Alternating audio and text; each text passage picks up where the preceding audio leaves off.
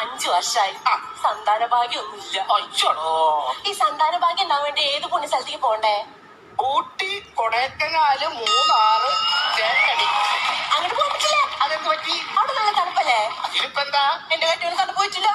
എനിക്ക് തണുപ്പ് ഭയങ്കര ഇഷ്ടാ കുട്ടിയെ. അങ്ങേക്ക് സംശയമുള്ള കാരണല്ലേ ഞാൻ തിരുമേനിയെ ഇങ്ങോട്ട് വിളിപ്പിച്ചേ. ഞാനും തിരുമേനും കൂടി പോയി കഴിഞ്ഞാ അങ്ങേക്ക് പിന്നെ സംശയാവില്ലേ? പിന്നെ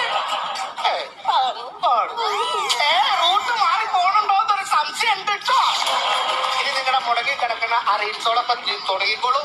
ഇഷ്ടം പോലെ കമന്റും ലൈക്കും കിട്ടും. അപ്പൊ ഷെയറോ? ഞാനൊരു 100 ഇട്ടു. ഞാനൊരു 150 ഇട്ടു. ആപ്പൂപ്പ റെമ്മൊന്നും വാങ്ങിക്കരുതേ. പറ്റിയ ആളാ. ഒരു കാര്യം ചോദിച്ചോട്ടെ, ജ്യോത്സ്യന്മാരുടെ ഇതാണ് കേട്ടോ. ലോക അന്ധവിശ്വാസത്തിന് ആയിട്ട് ഇപ്പോൾ നമ്മുടെ ഇഷ്ടംപോലെ അഭ്യസ്തവിദ്യരായിട്ടുള്ള ആളുകൾ വരെയൊക്കെ ഇതിൻ്റെ പുറകെ നടക്കുന്നുണ്ട്. വിവാഹം നടക്കാൻ പിന്നെ ഓരോ കാര്യത്തിനും ഇങ്ങനെ ജ്യോത്സ്യൻ്റെ പുറകെ ഇങ്ങനെ നടന്നു. ജ്യോത്സ്യന്മാർക്കൊക്കെ നല്ല കോളാണ്.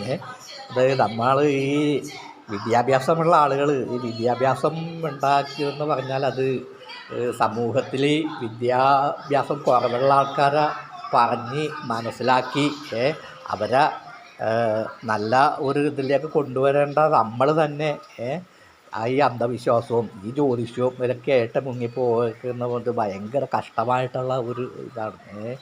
നമ്മൾ വിദ്യാഭ്യാസമുള്ളവർ അവർ ചിന്തിക്കുക, യുക്തിപൂർവം അത് ചിന്തിച്ച് നമ്മൾ ഈ അജ്ഞതയിൽ കിടക്കുന്ന ആ ജനത്തിന് നമ്മൾ അവർക്ക് അറിവ് പറഞ്ഞു കൊടുത്ത് കൊണ്ടുവരേണ്ട നമ്മളാണ്. നമ്മൾ തന്നെ ഇങ്ങനെ അജ്ഞതയിൽ കിടന്നുള്ള തട്ടിപ്പാണ് ജ്യോതിഷം എന്ന് പറഞ്ഞാൽ 100% തട്ടിപ്പാണെന്ന്.